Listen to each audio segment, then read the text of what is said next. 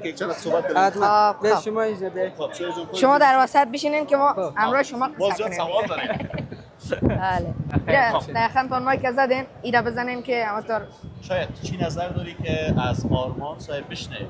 بله دوستان عزیز، آرمان صاحب خب ماشاءالله برنامه‌شون رو تعقیب میکنیم، خصوصا از طرف حلیمیان که برنامه‌شون رو زیاد تعقیب میکنیم، ماشاءالله خوب پیش میرن و ای که کمپاین میکنن. ما هم با تبلیغات اینا با حلیمیان آشنا شدیم، ماشاءالله تبلیغاتتان خوب است.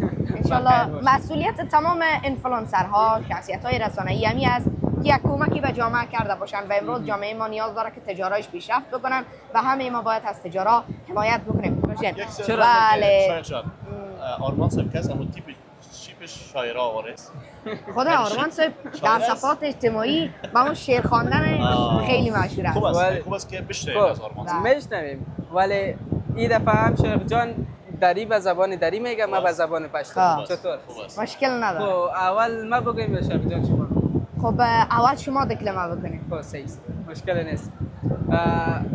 شعر است که تور مخامونه دیزه څه وکړم، تور مخامونه دیزه څه وکړم، ورک می منزلونه دیزه څه وکړم، بیا سو سلګو په مخه کړی یم، غم پسې غمونه دیزه څه وکړم، څنګه راته وایي اوښکې پاکې کړه، زړه کې مې دردونه دیزه څه وکړم، پرېږده چې شور اسمان ته ورسي، خوله کې مې آهونه دیزه څه وکړم، ستورو مې د ژوند قصو ته غوږ ایښی، ستورو مې د ژوند قصو ته غوږ ایښی، شپه د شوګیرونه دیزه څه وکړم، ژاړم سوځېدلو چنارونو ته، ژاړم سوځېدلو چنارونو ته، ړنګ ټول ګودرونه دیزه څه وکړم، ړنګ ټول ګودرونه دیزه څه وکړم. شاید جان همراه با آرمان صاحب یک کف بزنین به افتخارشان. یک چیزی که شعر بسیار مقبول آرمان صاحب خان آرام یک شوخی اگر کنم باز من میگم که علمیان نوی زبیا سو کرم.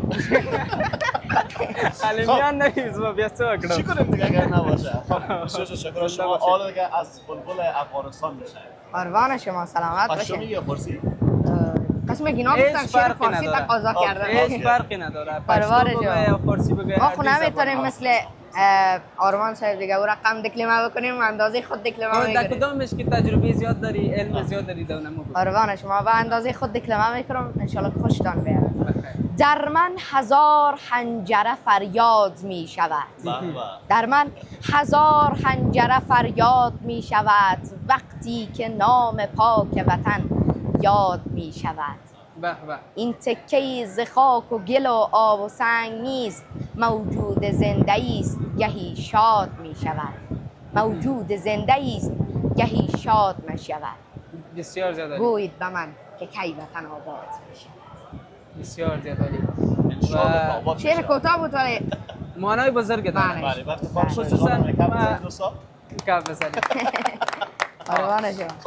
ما در هر برنامه گفتیم، چند وقت پیش در یک برنامه گفتم شعرهای دری یگان وقت کوتاه می باشه، ولی از برخی معنایش بسنجیم خیلی معنای بزرگ داره.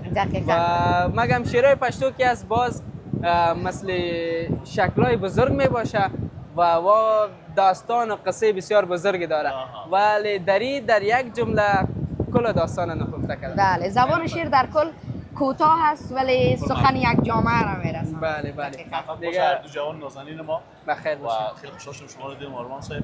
ان شاء الله در برنامه‌های بعدی هم ببینیم شما را. حتما. دیگه وقت کم است، ان شاء الله ما یک دوره بزنیم. بله دیگه کل غرفا منتظر شما هستن که شما حالش بپرسید. سلامت. فقط به خاطر حمایت و تشویق آمدیم. آمدیم که آرمان صاحب ببینیم که چی میکنه. من خب بعد از 2 سال آرمان صاحب دیدم. بخیر باشید.